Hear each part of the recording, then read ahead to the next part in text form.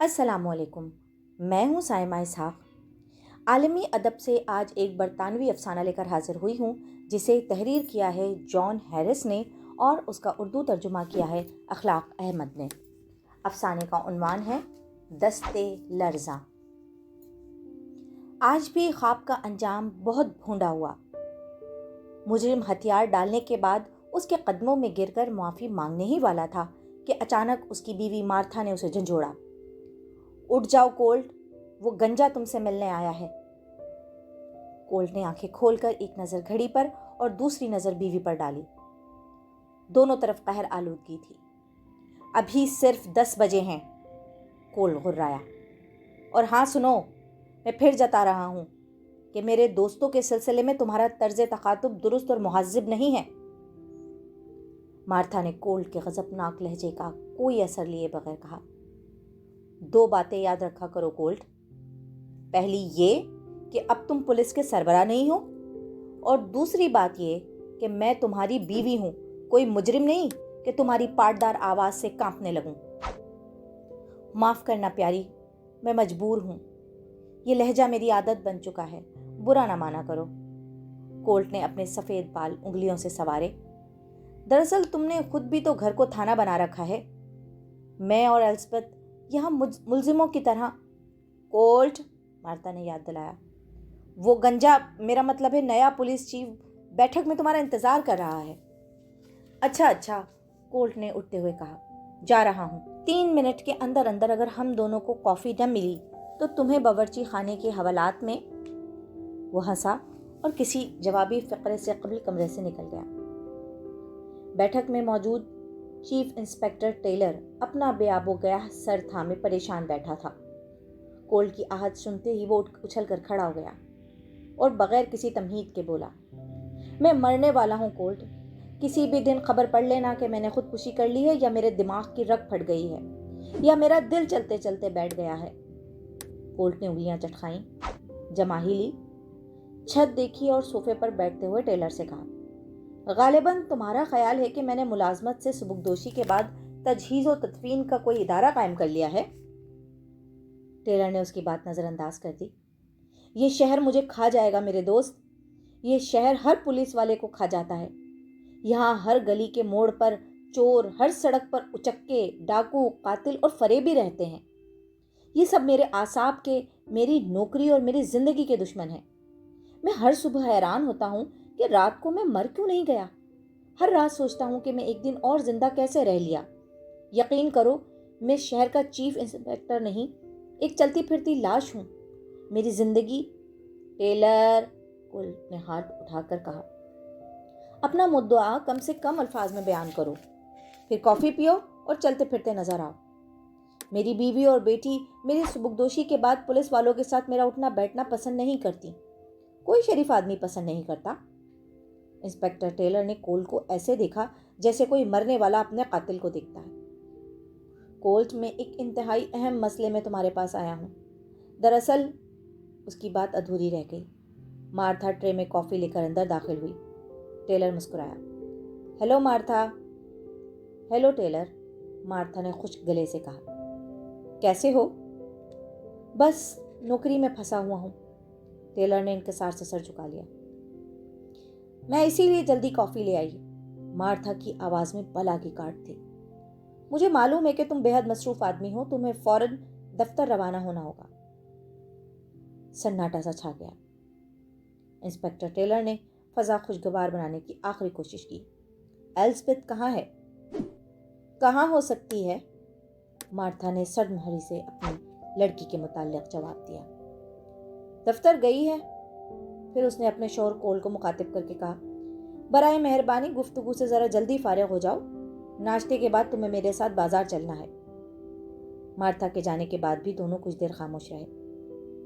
हर brand, हर model की बीवी ऐसी ही होती है, आखिर इंस्पेक्टर टेलर ने कहा। आतिश फिशां की तरह गड़गड़ाती और इंजन की तरह धुआं छोड़ती। हाँ, ये एक आलमगीर मसला है, कोल्ट ने कहा। हम और तुम तो बेबस बंदे हैं। खैर छोड़ो, अब अपना मसला बताओ। मसला? टेलर ने कहा। اسی فشار خون کا ہے جو ہر واردات کے دوران میرے جسم میں تباہی مچا دیتا ہے۔ آج کیا ہو گیا؟ کولٹ نے کافی کا گھونٹ بھرا۔ ٹیلر نے بتایا، آج پولیس ہیڈ آفس کے عین سامنے والی عمارت کی 19ویں منزل پر کسی پاگل نے ایک لڑکی کو یرغمال بنا لیا ہے۔ پہلے اس نے فرشی منزل پر بینک لوٹنے کی کوشش کی تھی۔ بینک کے محافظ نے خطرے کی گھنٹی بجا دی اور خفیہ راستے سے فرار ہو گیا۔ ڈاکو نے گھنٹی برابر بجتی سنی تو اس نے وہی کیا جو ناتجربہ کار مجرم کیا کرتے ہیں، گولی چلا دی ہوگی۔ کولٹ نے کافی کا پیالہ ختم کر دیا۔ ہاں، بھاگتے بھاگتے اس نے 5 گولیاں چلائیں۔ 2 آدمی زخمی ہوئے۔ سامنے ہی لفٹ موجود تھی۔ ڈاکو اس کے ذریعے سیدھا 19ویں منزل پر چلا گیا۔ وہاں ریوالور سے اس نے لوگوں کو دہشت زدہ کر دیا اور ایک لڑکی کو لے کر ایک کمرے میں گھس گیا۔ لڑکی 19ویں منزل پر کام کرتی ہے کیا؟ ہاں، ٹیلر نے جواب دیا۔ شکر ہے، کولٹ نے کہا، میری بیٹی الزبتھ 4تھی منزل پر کام کرتی ہے۔ اگر مارتھا کو پتہ چل جائے کہ اس بلڈنگ میں یہ واقعہ ہوا ہے تو وہ ابھی وہاں پہنچ جائے گی۔ بہرحال آگے بتاؤ۔ ٹیلر نے اپنے سر پر اس طرح ہاتھ پھیرا جیسے گھنے بال سنوار رہا ہو۔ اب صورتحال یہ ہے کہ وہ ڈاکو قاتل بھی بن گیا۔ بینک میں اس کی گولی سے زخمی ہونے والا ایک آدمی چل بسا ہے۔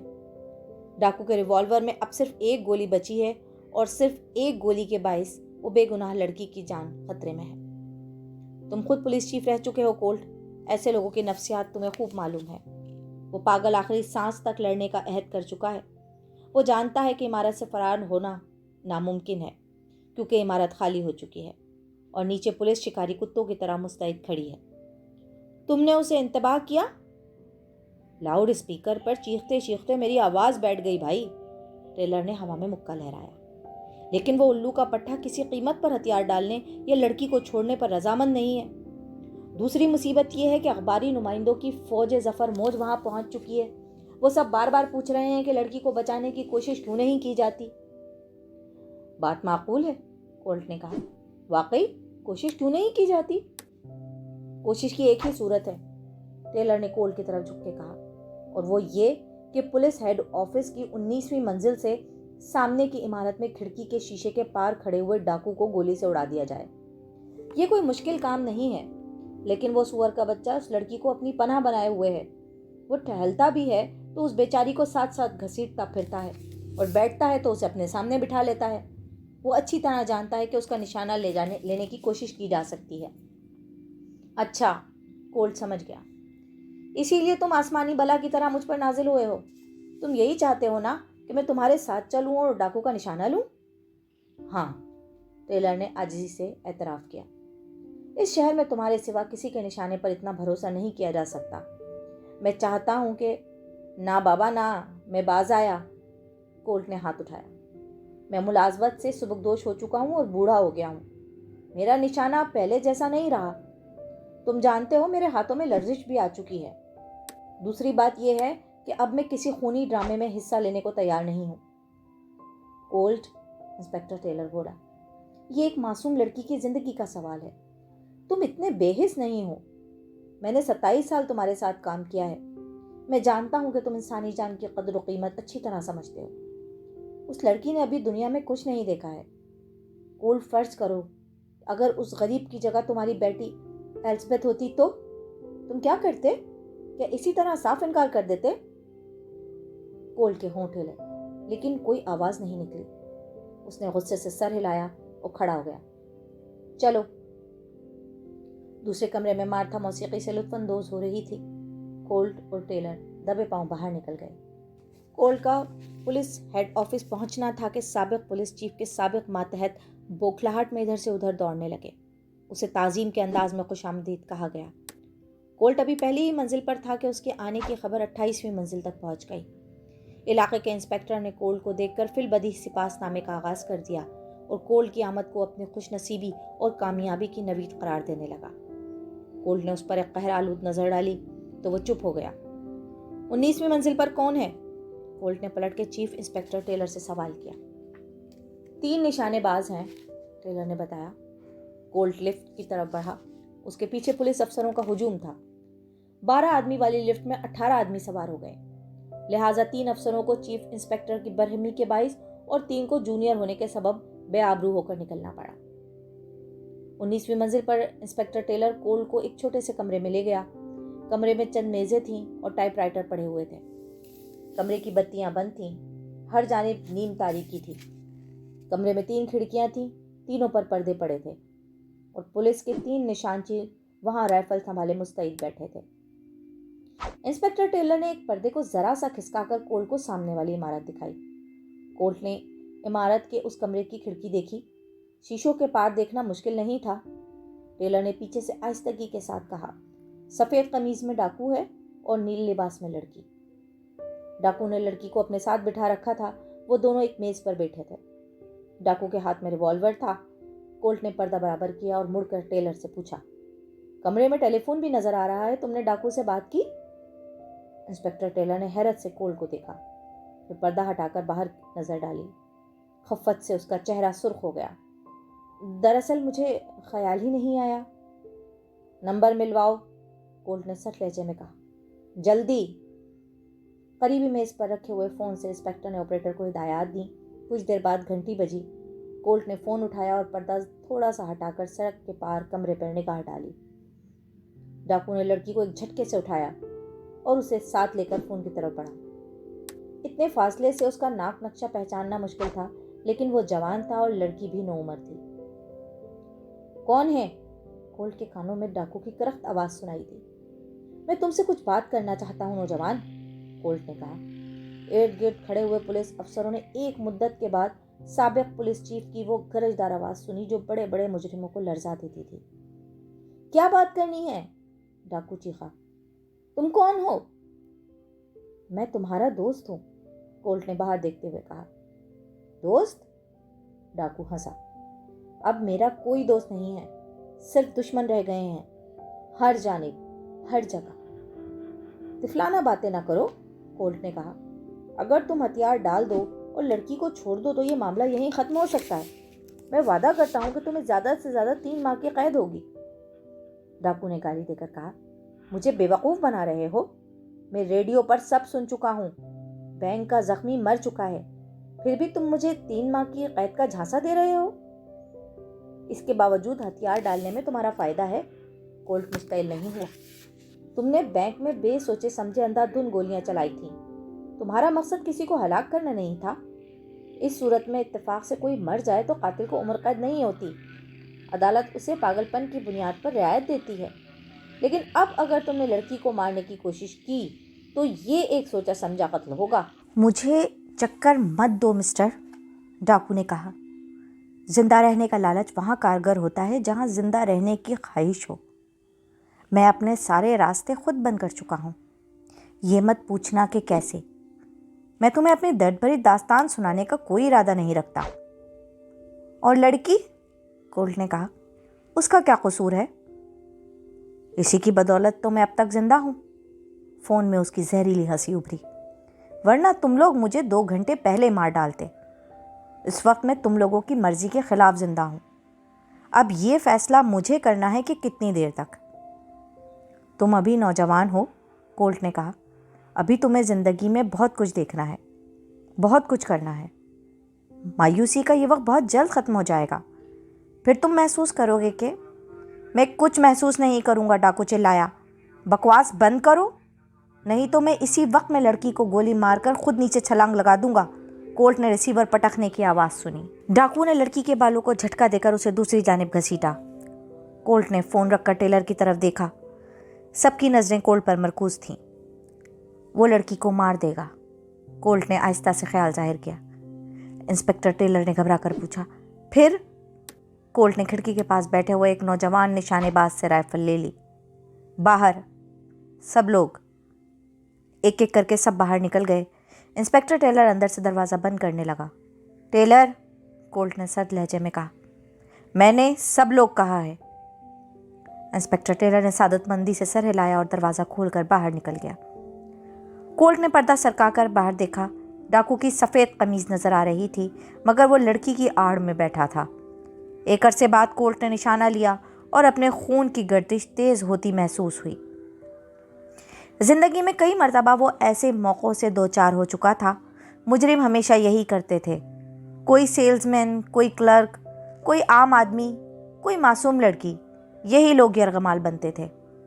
मायूस मुजरिम आखिरी लम्हे तक तकदीर के खिलाफ, कानून के खिलाफ लड़ते थे और अपने बचाव की दीवाना वार जद्दोजहद करते थे। ऐसे बेगुनाह यरगमाली को बचाने के लिए कोल्ट को अक्सर कई कई घंटे निशाना बांधे साकित बैठना पड़ा था। यह आसाब शिकन आजमाइश क़यामत की आजमाइश होती थी और कोल्ट ने हमेशा ऐसे चैलेंज बड़ी हिम्मत से कबूल किए थे। लेकिन वो जानता था कि अब बुढ़ापा उसके दरवाजे पर दस्तक दे रहा है। आसाब ज़रा भी कमज़ोर पड़ जाएं तो हाथ बहक सकता है। निशाना एक सूत भी इधर से उधर हो जाए तो मुजरिम के बजाय बेगुनाह यरगमाली मारा जा सकता है। खिड़की की चौखट पर राइफल की नाल रख के कोल्ट ने फिर निशाना लिया। डाकू लड़की की ओट में था, इसलिए निशाना लेने के सिवा किया ही क्या जा सकता था। कोल्ट सफ़ेद कमीज़ जद पर रखे हुए साकित और सामित बैठा रहा। राइफल में नस्ब दूरबीन से भी डाकू और लड़की के चेहरे वाज़ा नज़र नहीं आ रहे थे।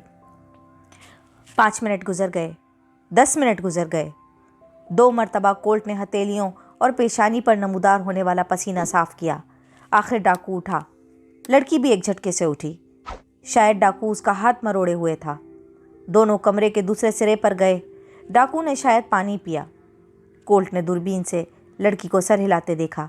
वो डाकू से कुछ कह रही थी, शायद पानी मांग रही हो। डाकू का हाथ घूमा और लड़की नीचे जा गिरी। इस तरह सिर्फ एक लम्हे के लिए डाकू कोल्ट की जद पर आया। लबलबी पर कोल्ट की उंगली दबने ही वाली थी कि डाकू मान नीचे झुक गया। उसने लड़की को बालों से पकड़कर उठाया और वापस मेज़ की तरफ ले आया। कोल्ट का दिल तेजी से धड़क रहा था। डाकू की तरफ से इश्ताल का यह मुजाहरा खतरे का इशारा था। वो किसी भी वक्त लड़की को कत्ल करने का फैसला कर सकता था।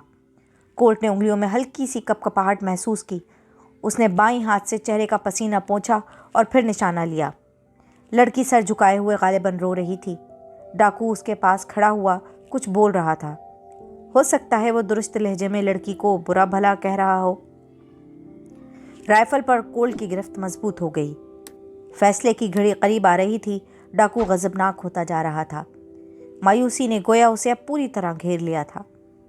लड़की और डाकू के दरमियान 1 फीट से भी कम फासला था, यही कोई 10 इंच।